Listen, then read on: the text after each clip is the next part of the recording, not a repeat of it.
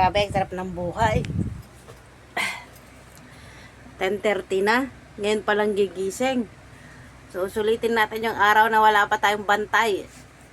So, ano ba ngayon? Miyerkules ngayon. So, Friday sila darating. So, meron pa akong 2 araw. Friday night sila darating. So, 2 araw pa tayo. Maghayahay. Grabe. Pero masakit din sa likod yung tulog na kaiga lang. Pero pag nandito na sila, mapapagod ka na naman kasi back to school na sila, mga bata. Good morning mga kapango! Thank you so much sa mga nagpa-follow sa akin, sa mga nagko-comment at nag-share ng aking mga videos. Meron ba? Walang nag-share ng aking videos. Good morning! So today is Wednesday. So Friday darating yung mga amo ko. Kaya maglalagay na ako ng bedsheet. So nilaban ko yung bedsheet, yung master bed at saka yung bed ni sir. So maglalagay, babalik ko na yung bedsheet nila para pagdating nila mabango. Ay, ang sipag naman ng auntie namin.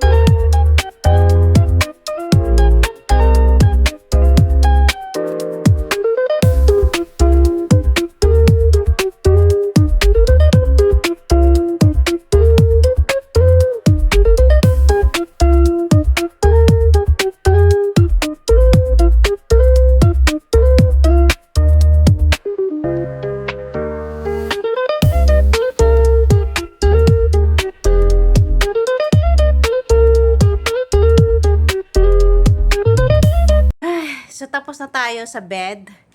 Ito naman yung kay sir. So, maglilinis naman ako ng bintana.